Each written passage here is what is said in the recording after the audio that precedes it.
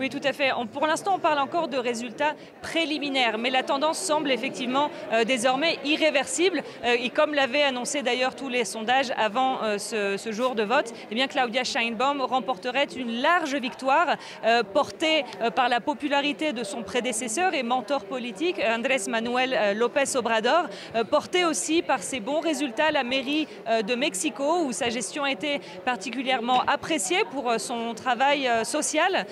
Il faut dire aussi que Andrés Manuel López Obrador a assuré d'avoir gardé une grande base sociale, une solide base sociale, notamment en ayant plus que doublé le montant du salaire minimum au cours de son mandat.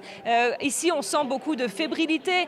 Tous les principaux dirigeants du parti Morena, le parti de gauche dont fait partie Claudia Sheinbaum, sont présents. La presse internationale est ici aussi en grand nombre parce que Claudia Sheinbaum s'apprêterait donc à être la première présidente d'Amérique du Nord. Et donc, Laurence, les Mexicains votaient pour élire leur présidente, mais pas que. Pour le Congrès, le Sénat, les gouverneurs de 9 États, des députés locaux, des maires et localement. On l'a beaucoup dit hier, mais il faut le rappeler, ce scrutin a été marqué par de nombreuses violences.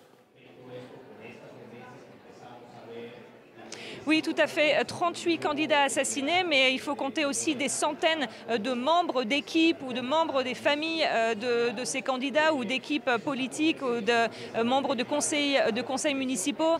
Par exemple, ça a été vraiment une campagne marquée par la violence. Et c'est d'ailleurs un petit peu ce qui a grévé la campagne de Claudia Sheinbaum, parce que la stratégie en termes de sécurité de Andrés Manuel López Obrador, l'actuel président, a été très critiquée parce qu'elle se positionnait sous un slogan qui disait « abrazos y no balazos », c'est-à-dire plus d'accolades, moins de fusillades, c'est-à-dire une stratégie qui voulait attaquer les causes de la violence et non pas attaquer frontalement le crime organisé, alors que l'urgence est telle dans un pays où il y a près de 80 homicides en moyenne chaque jour qu'une grande partie de la population ne croit plus en cette stratégie de pacification et était plutôt attirée par les propositions un peu plus agressive en matière de sécurité de la grande rivale de Claudia Sheinbaum, Xochitl Gálvez.